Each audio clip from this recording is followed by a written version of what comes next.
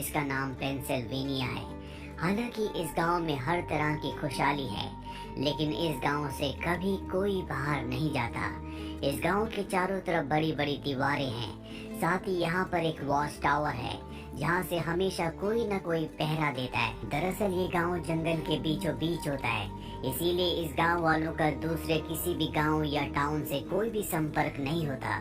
जो लोग इस गांव के अंदर रहते हैं वो सिर्फ यहीं रहते हैं, वो कभी बाहर नहीं जाते। यहाँ पर किसी तरह के कोई पैसे नहीं चलते।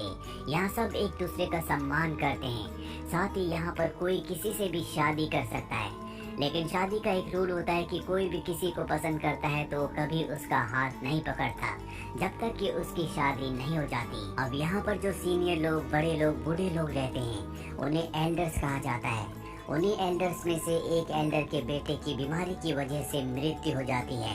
दरअसल इस गांव में किसी भी तरह की अच्छी मेडिकल फैसिलिटी नहीं है, इसीलिए किसी भी तरह की बीमारी का इलाज करना यहाँ पर पूरी तरह से नामुमकिन है।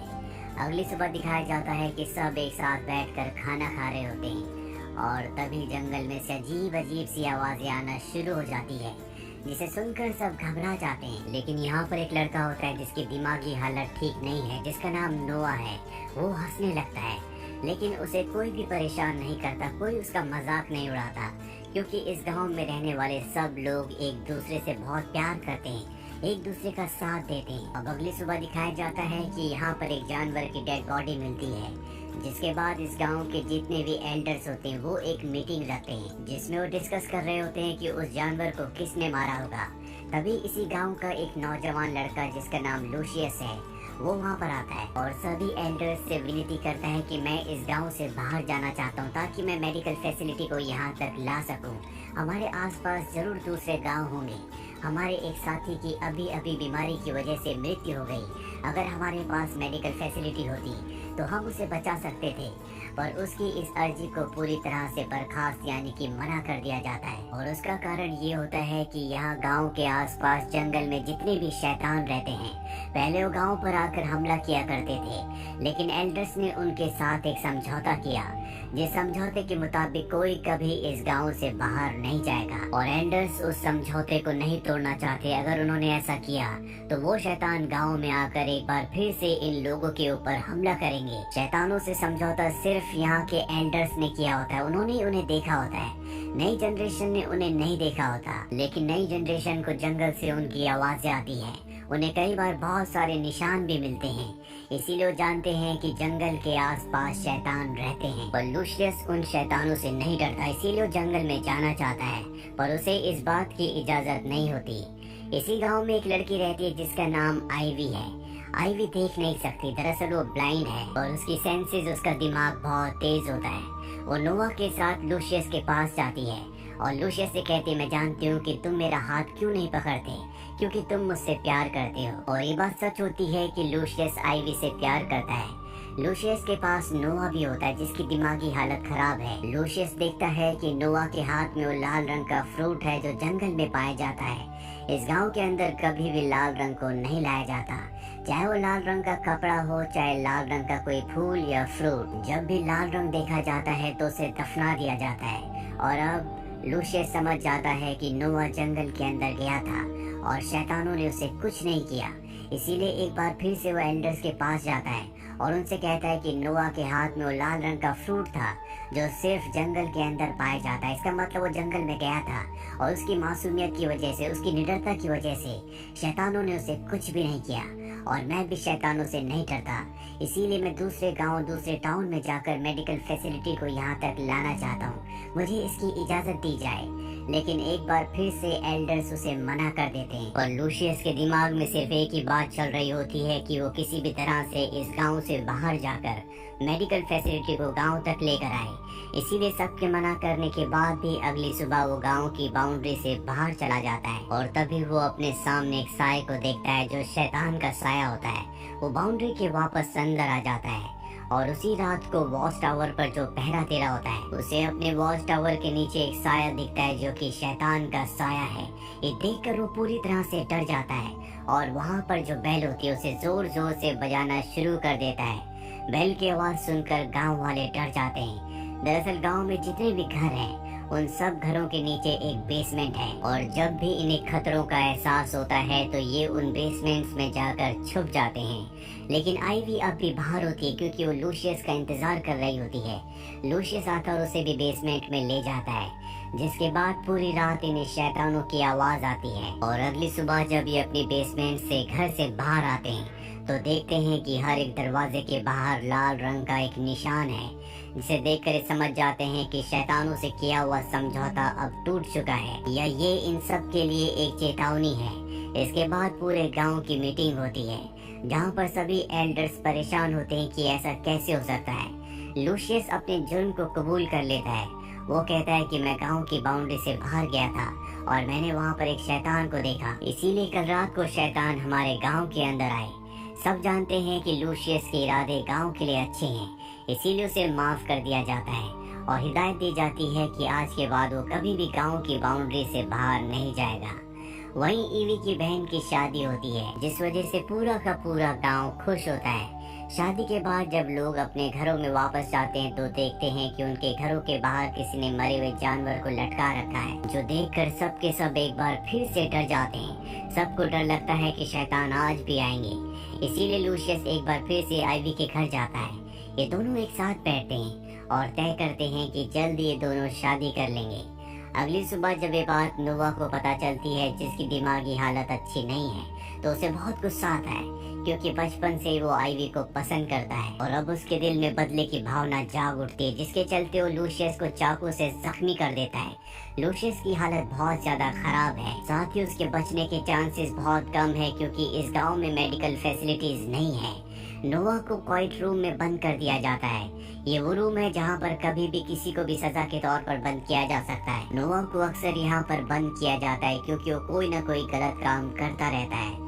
आइवी को जब पता चलता है कि नोवा ने लूशियस को चाकू से जख्मी कर दिया तो बहुत दुखी हो जाती है। साथ ही उसके पिता एडवर्ड भी, जो गांव के एल्डर्स में से एक एल्डर हैं, वो अपनी बेटी से कहते हैं कि जब तुम्हारी आंखों की रोशनी चली गई तब भी मैं कुछ नहीं कर पाया और अब मैं चाहता हूँ कि मैं जंगल में जाऊँ। लेकिन एडवर्ड की पत्नी उसे जाने से मना कर देती है। वो कहते हैं कि हमने सबने एक वादा किया है और हम उस वादे को नहीं तोड़ सकते। और अब आइवी तय कर लेती है कि वो इस जंगल को पार करके दूसरे टाउन में जाकर मेडिकल फैसिलिटी को यहाँ पर ला कर रहेगी। उसके पिता एडवर्ड भी उसका साथ देते हैं और गांव के सभी एल्डर्स के खिलाफ जाकर उसे परमिशन दे देते हैं। पर इससे पहले कि वो अपने सफर पर निकलती, वो उसे खास खुफिया कमरे में ले जाते हैं और बहुत सारे ऐसे राज बताते हैं जो आज से पहले कभी किसी को नहीं बताए गए। और अब आइवी के साथ गांव के 2 और लड़कों को भेजा जाता है। वो दोनों के दोनों अपने सफर में बहुत ज्यादा डरे हुए होते हैं, लेकिन आइवी पूरी तरह से निडर होती है। उसके चेहरे पर, उसके मन में, दिल में किसी तरह का कोई डर नहीं होता। दरअसल जब उसके पिता एडवर्ड उसे खुफिया कमरे में ले गए थे तो उन्होंने उसे इस गांव का राज बताया था। उन्होंने कहा था कि यहाँ पर कोई भी शैतान नहीं है।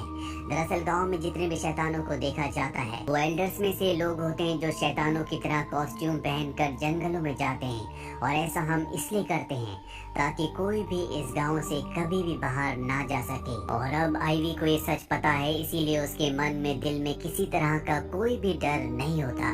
उसके साथ जो 2 लड़के होते हैं बहुत ज्यादा डर जाते हैं क्योंकि जंगल से शैतानों की आवाज आ रही होती है, इसीलिए वो वापस गांव की तरफ लौट चलते हैं। लेकिन आइवी ऐसा नहीं करती क्योंकि उसके पिता एडवर्ड ने उसे बताया था कि जंगल से जो भी आवाजें आती हैं वो उन्होंने पेड़ों पर इस तरह के डिवाइसेस लगा रखे हैं जो हवा चलने पर आवाज करते हैं, और ये आवाज वही आवाज होती है। वहीं दूसरी तरफ हमें गांव में दिखाया जाता है जहां पर जितने भी एल्डर्स होते हैं वो सब के सब एडवर्ड से खफा होते हैं क्योंकि उसने अपनी बेटी को जंगल में भेज दिया होता है।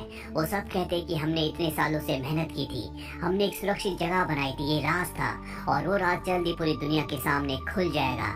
वो कहता है ऐसा कुछ भी नहीं होगा, मैंने अपनी बेटी आइवी को सब कुछ समझा दिया है। वहीं आइवी को दिखाया जाता है जो जंगल में आगे बढ़ रही होती है और तभी वो एक बहुत बड़े गड्ढे में गिर जाती है, पर किसी तरह से वो उस गड्ढे से बाहर आ जाती है। अब उसे यहाँ पर शैतान की आवाजें आना शुरू हो जाती है। हालांकि उसके पिता ने बताया था कि जंगल में कोई भी शैतान नहीं है, लेकिन गांव में ऐसी भी कहानियां प्रचलित थी जिसके अनुसार बहुत पहले शैतान होते थे और वो इंसानों की नकल किया करते थे। जिसके बाद आइवी एक लकड़ी तोड़ती है और सामने से भी उसे लकड़ी तोड़ने की आवाज आती है।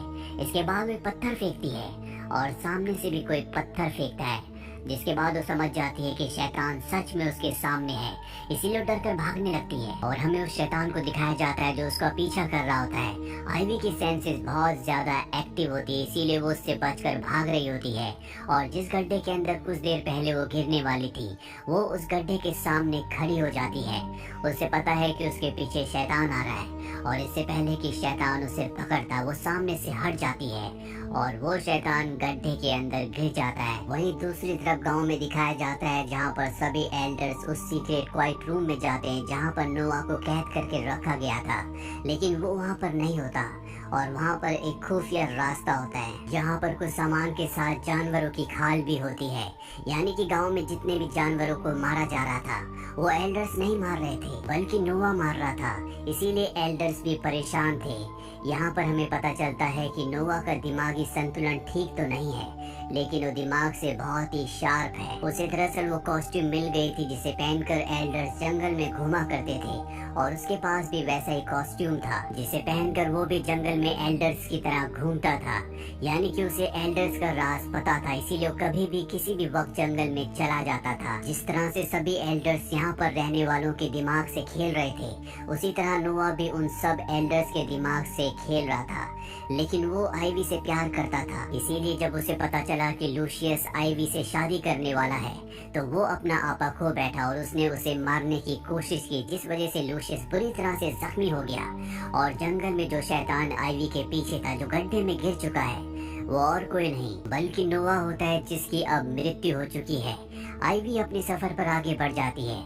उसके पिता एडवर्ड ने उसे खुफिया रास्ता बताया होता है। उस रास्ते पर चलते हुए वो एक ऊंची दीवार को पार करती है जहाँ पर हम सड़क देखते हैं और तभी वहाँ पर एक गाड़ी आती है जिससे पुलिस वाला नीचे उतरता है और यहाँ पर हमें पता चलता है कि ये 19th सेंचुरी नहीं है बल्कि ये 21st सेंचुरी है, यानी कि हमारा वक्त। वो पुलिस वाला आइवी को वहाँ पर देखकर हैरान होता है क्योंकि दीवार के दूसरी तरफ जो एरिया है उसे एनिमल सेंचुरी कहा जाता है, जहाँ पर कभी कोई नहीं जाता और न ही इसके ऊपर से कभी कोई प्लेन उड़ा होता है क्योंकि ये प्लेन का रूट नहीं होता।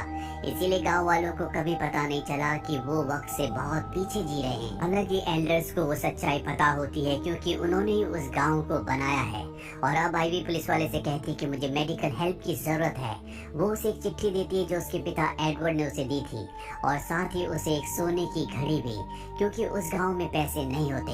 हालांकि पुलिस वाला अपने सीनियर को बताना चाहता था, लेकिन जब वो आइवी की मासूमियत और उसके दुख को देखता है तो वो उसकी मदद करने को तैयार हो जाता है और कुछ दवाइयाँ लाकर आइवी को दे देता है और उसी जगह छोड़ देता है जहाँ पर आइवी को उसने पहली बार देखा था। आइवी इसके बाद वापस अपने गांव में आ जाती है और जो दवा वो लेकर आई होती है वो अपने पिता को दे देती है, जिसके बाद वो दवा एडवर्ड को दी जाती है। साथ ही वो सबको बताती है कि जंगल में उसका सामना शैतान से हुआ था, लेकिन अब वो मारा गया। ये सुनने के बाद नोआ के माता पिता समझ जाते हैं कि उसकी मृत्यु हो चुकी है, लेकिन वो ये बात किसी को नहीं बताते। गांव में जितने भी लोग हैं उन सब के दिल में शैतान का डर ज्यों का त्यों है। अब सवाल ये उठता है कि एल्डर्स ने इस गांव को बनाया क्यों? दरअसल सन 1972 में जब एडवर्ड एक प्रोफेसर थे तो वो उन लोगों की काउंसलिंग किया करते थे जो बहुत ज्यादा दुख में थे और उन सब के दुख का कारण ये दुनिया थी।